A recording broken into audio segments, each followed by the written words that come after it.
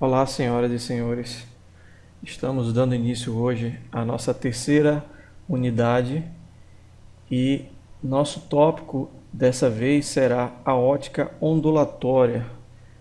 Então, diferentemente do que nós fizemos na segunda unidade, onde lá nós consideramos que o limite que nós estamos trabalhando com objetos que tinham dimensões muito maiores do que o comprimento de onda, isso gerava um limite, né, que é chamado de limite da ótica geométrica, e nesse limite nós considerávamos a luz como sendo um raio de luz, né, um raio linear que caminhava em linha reta, seguindo o princípio de Fermat. Aqui nós vamos para o limite oposto, onde os objetos têm dimensões da ordem do comprimento de onda da luz. Quando eu falo dimensões da ordem do comprimento de onda da luz, significa dimensões nanométricas. Então, se eu estou falando em barreiras, em passar por um orifício, são orifícios da ordem de nanômetros. Então, são coisas que no dia a dia não são muito comuns de serem encontradas, porque nós não lidamos com essas dimensões nanométricas. Mas, na tecnologia, isso é muito usado, por exemplo, nos dispositivos de leitura ótica, como CD e DVD, se utiliza os princípios da ótica ondulatória. A própria gravação em holografia é um exemplo de utilização dos princípios da ótica ondulatória. Os hologramas, tudo isso vem. Então, não são fenômenos tão comuns como da ótica geométrica, mas eles existem na ciência, existem nos dispositivos eletrônicos que a gente tem hoje. Alguns experimentos dá para fazer em casa com de ótica ondulatória. Eu vou explicar para vocês nas videoaulas mais adiante, tá certo? Muito bem. Como eu falei, a ótica ondulatória, ela considera a luz como uma onda. Então, como ela é considerada como onda, basicamente nós vamos tratar de dois fenômenos que acontecem com as ondas, que é a interferência e a difração. Então, no caso da interferência, nós vamos ver nessa terceira unidade como se dá a interferência de ondas eletromagnéticas. Então, só para quem não se lembra, a interferência aqui eu tenho uma figura que reproduz a interferência de duas fontes pontuais de onda, tá aqui. Isso aqui é basicamente a imagem de uma cuba de ondas, que é um experimento muito comum em laboratórios didáticos. Então, são duas fontes de onda coerentes que estão emitindo onda, e você vê que quando a onda se cruza uma com a outra, elas se interferem, né? Se essas fases forem iguais, eu tenho interferência construtiva, e se a fase for oposta, eu tenho interferência destrutiva. É bom dar uma relembrada nisso, lá da Física 2, para quem não lembra.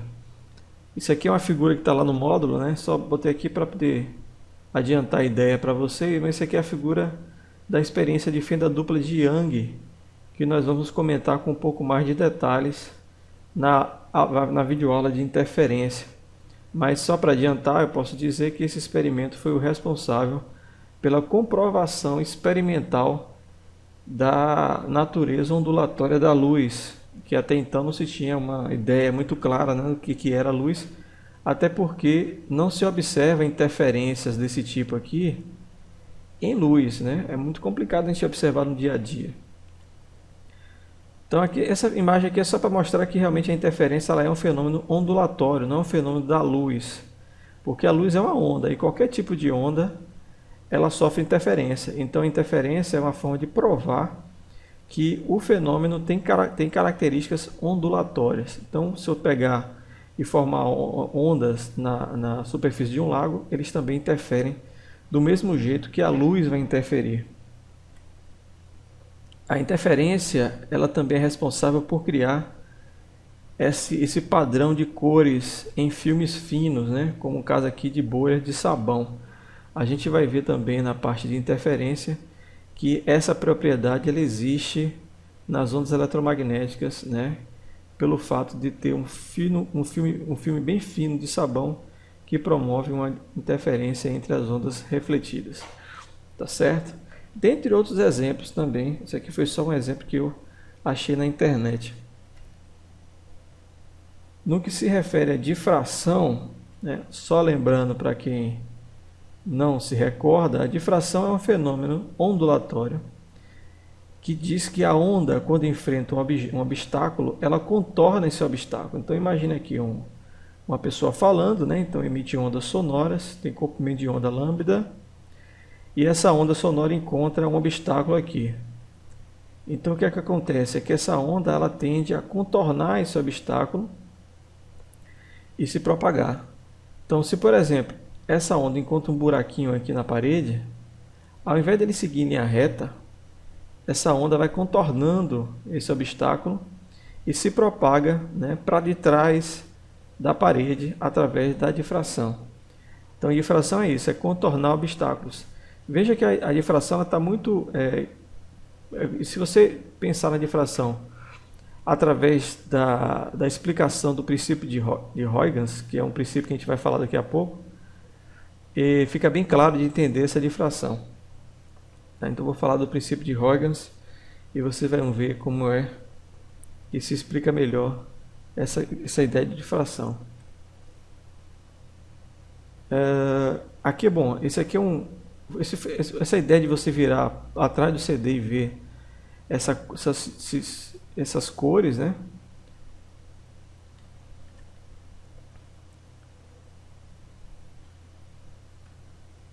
Ó, se você olhar na parte de baixo do CD, onde é feita a leitura, é muito comum a gente observar esse degradê de cores aqui, que também é explicado por um efeito de difração, né, que acontece nos pontos do CD. O CD ele é uma combinação, é uma sequência de pontos que grava a informação binária, e esse conjunto de pontos forma uma espécie de rede de difração e que, por sua vez, produz esse padrão de cores que também a gente vai ver. Daqui é outra visualização interessante da difração, né? Aqui no caso é uma difração de ondas do mar, numa foto de satélite, numa baía bem grande, né? Então aqui vem a onda do mar, bate nesse obstáculo e você vê claramente como é que as frentes de onda elas contornam esse obstáculo. Esse efeito, claro que para ondas do mar dá para ver muito bem, mas para ondas eletromagnéticas, a onda da luz, não é tão simples de ser enxergado assim, porque esse tamanho dessa abertura tem que estar na ordem de grandeza do comprimento de onda. Por isso que não é tão simples assim, já que a ordem de grandeza do comprimento de onda é de nanômetros. Isso aqui é uma rede de difração, que também é um assunto que a gente vai tratar aqui nesse curso, tá certo? Ele é um exemplo interessante para poder visualizar a difração e inclusive serve como base teórica para explicar a chamada difração de raio-x, que é uma técnica utilizada para mapear estruturas cristalinas, redes de estruturas cristalinas, que também vai ser comentado nesse curso, certo? Bom, então essa aqui é só uma breve introdução da terceira unidade, da ótica geométrica, da ótica ondulatória. E é isso aí, vamos para frente, beleza? Até a próxima videoaula.